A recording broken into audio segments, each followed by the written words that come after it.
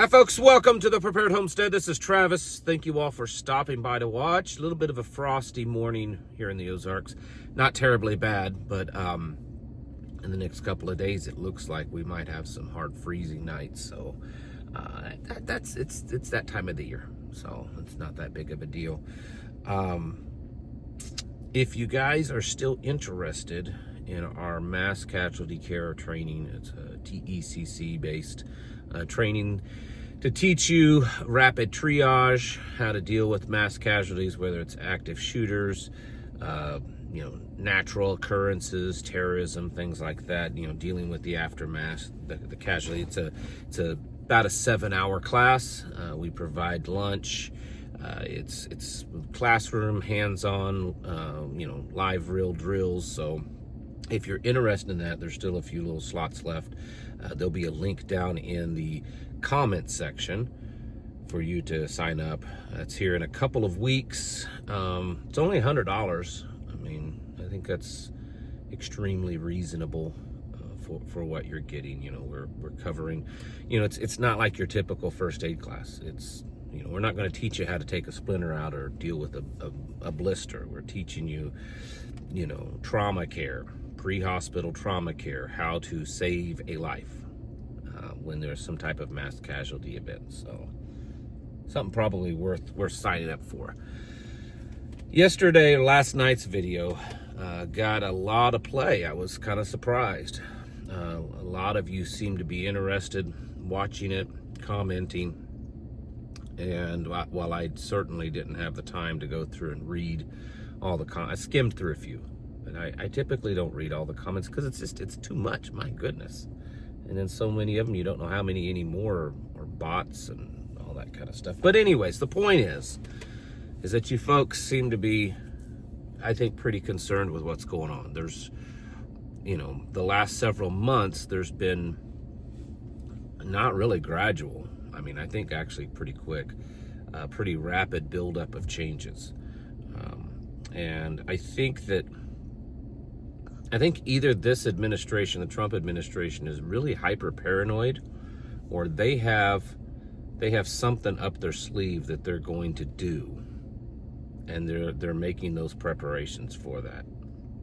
That seems to be the only likelihood. Training 24,000 troops to put down civil unrest, moving top cabinet officials and Trump administration officials into secure areas, onto military bases. It's crazy.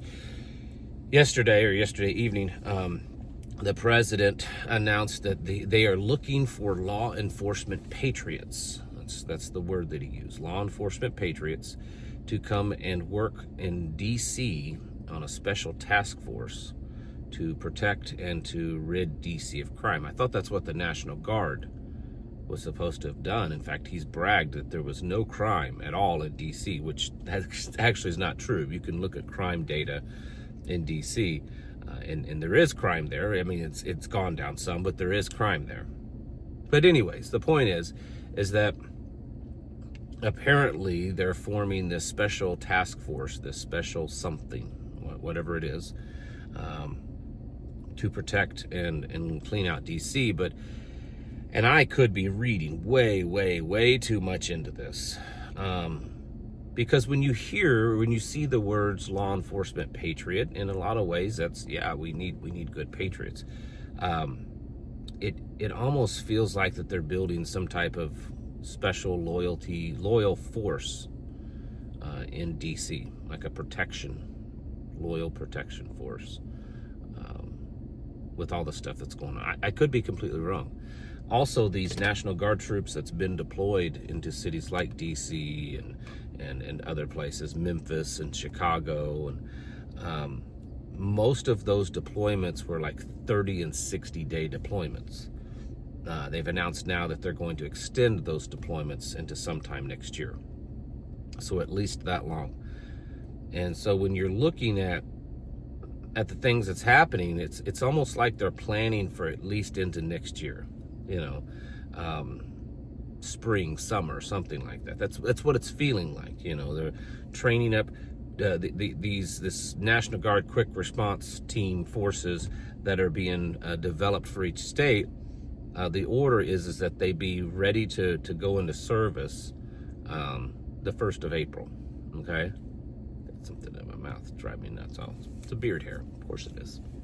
So 1st of April for that. They're extending current National Guard deployments. They're starting, they're building these other police forces, loyal police forces and stuff, which is going to take time. It takes time. It's not something that they're going to have tomorrow. So it almost feels like there's something that they plan on doing. I mean, think about it. What is it?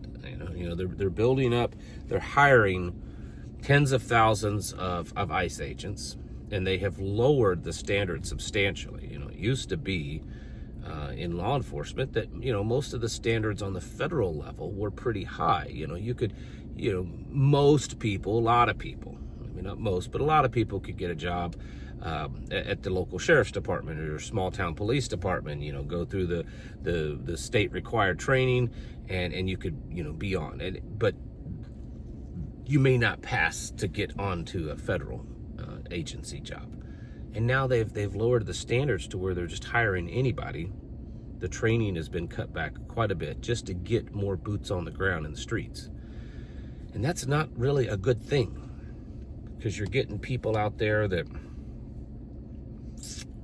they're just wanting grunts on the ground. Like, they're not wanting actual properly trained law enforcement. So that's happening. 24,000 troops being trained to put down civil unrest in many cities, building some type of law enforcement patriot force. It almost sounds like some kind of loyal, guard, but I may be wrong on that. Ordering the testing of nuclear weapons. And of course, this is all with all the other many things, this rapid buildup of forces. Came out yesterday that there are plans, that the plans to attack Venezuela include targets of military bases, airports, things like that. Well, that doesn't sound like it's just drug cartels. I'm sure they'll spin it to convince people that, well, that's what they were doing, but those are, military and infrastructure targets. That's war, folks. That's not just attacking cartels. That's war on another country. Here's the thing. I'm sitting here thinking, at the current state of what's going on, whether it be the rounding up of illegals, the potential for war, the economy, the cutting off of food stamps. I'm having a hard time figuring out which one of those, if any, would be the thing that would cause a true insurrection, a true breakdown, a civil war type of situation. And I'm not really coming up with that yet. So what is it? What is it that they're terrified of, or that they're planning for? I mean, just like I said last night, if you watched last night's video, just if you take everything else away and only have that they're taking top ranking Trump, people, and moving them onto secure bases, military bases, that alone is huge. And they're saying that they've done that because, after the Charlie Kirk assassination, there's been a lot of threats to these people. So but still, to move them onto military bases, it's unheard of, folks. That's a huge step right there. I mean, just stop for a moment. You may disagree with me on a lot of things. You may still get irritated that I'm not a fan of Donald Trump. I never have been. I wasn't back, 2016. I wasn't a fan then, because I pointed out the inconsistencies and the lies and the immorality. That's always been my thing. But anyways, you may not like all of those things, but if the things that I'm mentioning to you just right now had happened under Joe Biden, how would you have felt? If Joe Biden had sent National Guard troops in an enforcement capacity into American cities and then threatened to invoke the Insurrection Act and ordered the development of 24,000 National Guard troops to be a quick response force to go into cities and put down civil unrest, have all of his top-ranking administration officials moved on to secure areas of military bases, extended deployments into next year, called up for a special task force of patriots in D.C. I mean, if these things had happened under Joe Biden, how would you have felt? I would guess that most conservatives would have been really, really upset and very concerned, and rightly so. So here's the thing. I don't have a specific answer to give you. Like, I can't say this is definitely what's going to happen. We've talked about the food stamps. Well, they're saying that, Trump promises, of course, you know how those are. Trump promises that next month, December, there will be food stamps. Maybe less for everyone, but there will be. So that may not be it. It may not be the food stamps that causes the rebellion, the chaos. But what is it? What is going on that they're building all these forces, moving people, making serious plans as if they're planning for some type of breakdown? I mean, is next year the year that they're going to make the big switch? I had actually heard and read several people over the last year that they had felt, they had done all this analysis and stuff and looked at things, and they felt that 2026 was going to be the year of the real big switch over to the new system. And even the president had said months ago that, I think he was just talking about the economy, but still, that, all of these policies and stuff by next year, they should start seeing some real positive change. So what is being planned? What do they think is going to happen? Because it sounds to me like they're planning for something bad. And I would suggest strongly to you that you should be doing the same. I don't have a timeline. I don't know what's going on.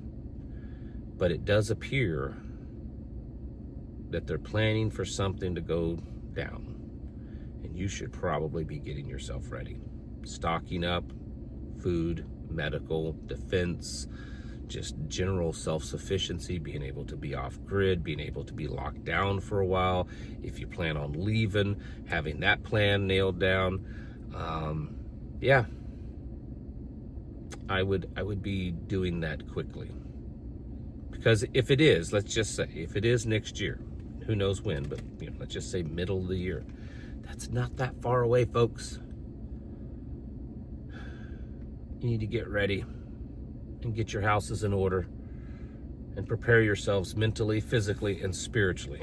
Thanks for watching. Catch you in the next video.